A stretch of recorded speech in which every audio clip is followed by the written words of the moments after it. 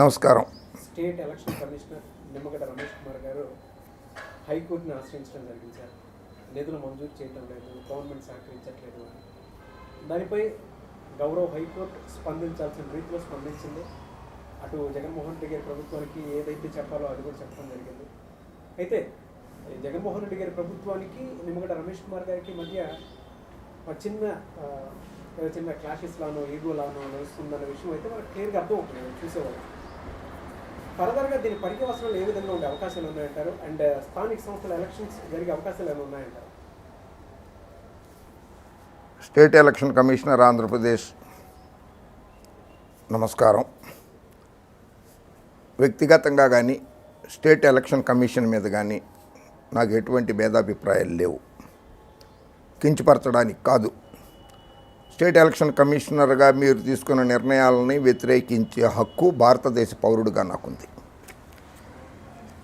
ఎంత అవమానకరమైనదంటే, అసలు పంచాయతీరాజ్ అనేటువంటి ఒక వ్యవస్థ భారతదేశంలో వచ్చిన తర్వాత 1959లో మొట్టమొదటిసారి పంచాయతీ ఎన్నికలు నిర్వహించింది ఆంధ్రప్రదేశ్ రాష్ట్రమే.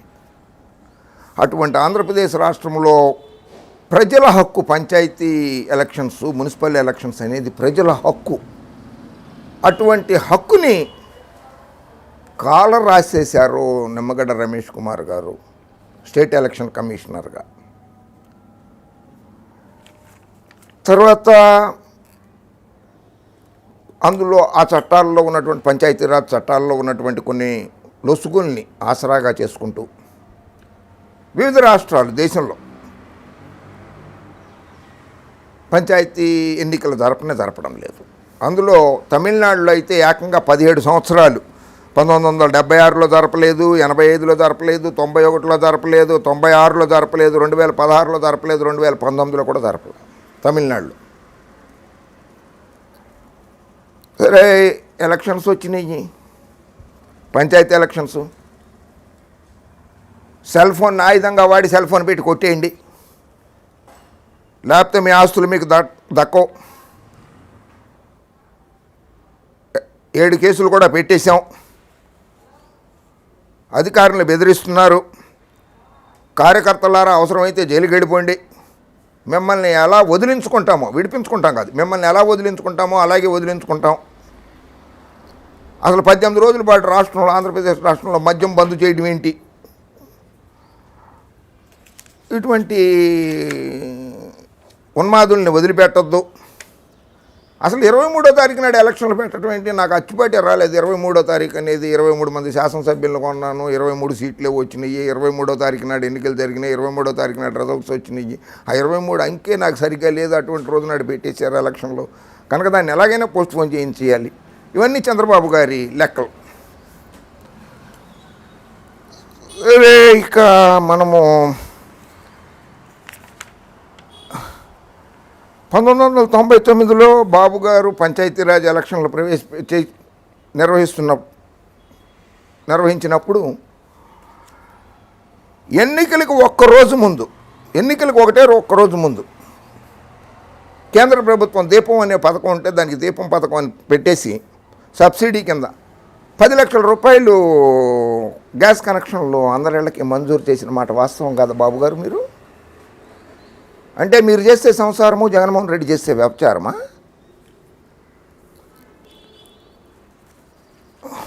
నీటి వినియోగదారుల సంఘాలు పెట్టారు, అటవీ సంరక్షణ సంఘాలని పెట్టారు, స్కూల్ ఎడ్యుకేషనల్ కమిటీస్ అని పెట్టారు, వాటర్ షెడ్ కమిటీస్ అని పెట్టారు, మదర్స్ కమిటీస్ అని పెట్టారు, డ్వాక్రా గ్రూప్స్ అని పెట్టారు,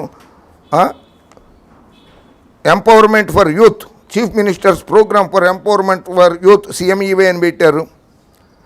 పోలీసు వ్యవస్థలో మైత్రి సంఘాలని చెప్పి టీడీపీ కార్యకర్తలతో పెట్టేశారు. ఇన్ని పెట్టి ఎలక్షన్లకు వెళ్దాం అనుకున్నారే, వెళ్ళారే చాలాసార్లు. అది ప్రజల్ని వంచడం కాదా? మార్చి 21 నుంచి 4 దఫాలుగా ఓట్లు వేయాలి.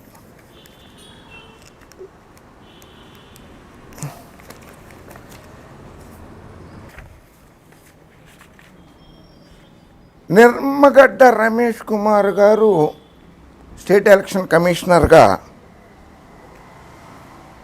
ఒక రాజ్యాంగబద్ధమైనటువంటి పదవిలో ఉండి 2,87,16,000 మంది ఓటర్లు, అందులో 19.8% ఎస్సీలు, దళితులు, గిరిజనులు 6.77%, బీసీలు 24.15%. ఇంతమంది ఉంటే వాళ్ళ ఓటు హక్కు, రాజ్యాంగం ప్రసాదించిన ఓటు హక్కు ఉందే, కాన్స్టిట్యూషన్ ఆఫ్ ఇండియా ఆర్టికల్ 326 ప్రకారంగా the elections to the house of the people and the legislative assembly of every state shall be on the basis of adult suffrage. That is to say, every person who is a citizen of India and who is not less than 21 years, as may be fixed that behalf by or under any law made by the appropriate legislature and is not otherwise disqualified under this constitution or any law made by the appropriate legislature on the ground of non-residence, unsoundness of mind, crime or corrupt or illegal practice shall be entitled to be registered as a voter at any such election. 21 ఏళ్ళు నిండిన వాళ్ళు ఎవరైనా సరే ఈ దేశంలో vote హక్కు నమోదు చేసుకుని ఓటు వేసే హక్కు ఉన్నప్పుడు 2,87,16,000 మంది ఓటర్ల హక్కుల్ని హరించే అధికారం స్టేట్ ఎలక్షన్ కమిషనర్ గారికి ఎవరిచ్చారు?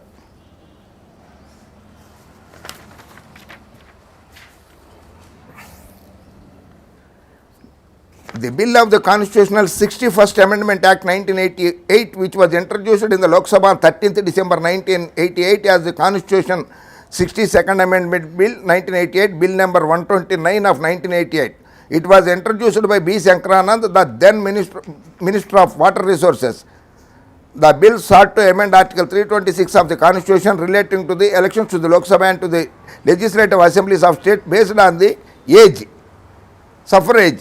The full text of the statement and of objections reasons appended to the bill is given below.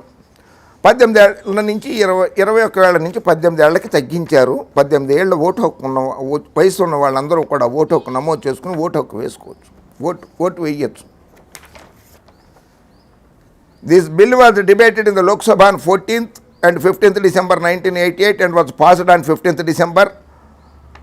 And the Rajya Sabha debated the bill on 16th and 19th and 20th December 1988 and passed on 20th December 1988 and was the President Ramaswamy Venkataraman R. Venkataraman on 28 March 1989 assent. The President has given the assent. అటువంటి vote హక్కుల్ని తీసేశారు. కార్పొరేషన్లలో 671 వార్డులు ఉన్నాయి. బీసీలు 116, BC general, BC women 106, ST general 12, SC general 41, SC women 37, women general 193, unreserved 167. వెనుకబడిన బడుగు బలహీన వర్గాలు, దళితులు, గిరిజనులు, మహిళలకి స్థానిక సంస్థల్లో అధికారాలు పొందే అవకాశాన్ని దూరం చేసే అధికారము స్టేట్ ఎన్నికల కమిషన్కి ఎవరిచ్చారు?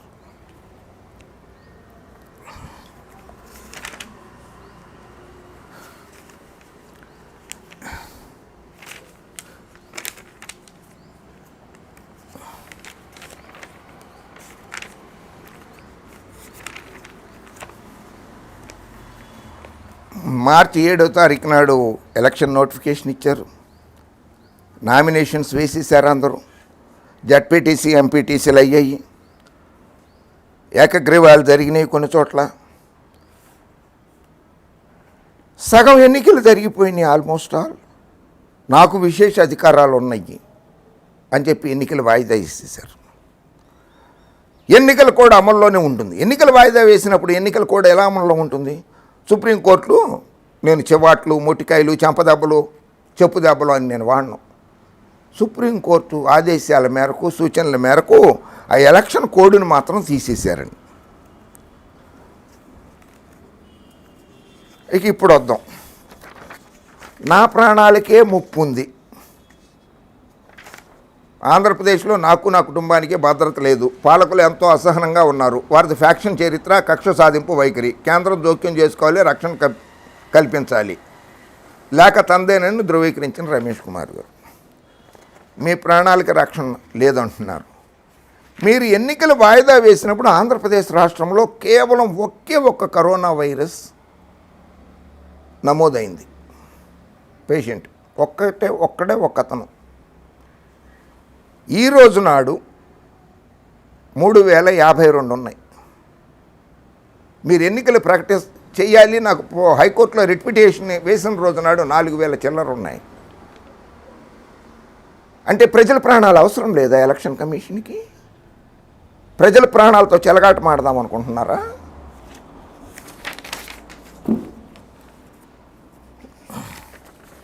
మీకు సిఆర్పిఎఫ్ భద్రత కల్పించింది.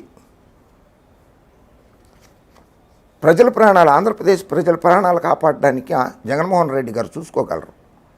డీజీపీ గారు గౌతమ్ సావంగ్ గారు అని ఉన్నారు, ఆయన కూడా చూసుకోగలరు. శాంతి భద్రతలు బాగానే ఉన్నాయి. ఎన్నికలు నిర్వహించడానికి సిఆర్పిఎఫ్ బలగాలు, భద్రతా దళ బలగాలు, సిఆర్పిఎఫ్, బిఎస్ఎఫ్ అటువంటి బలగాలు అవసరం లేదు. అవసరం అనుకుంటే జగన్మోహన్ రెడ్డి గారు పిలిపిస్తారు.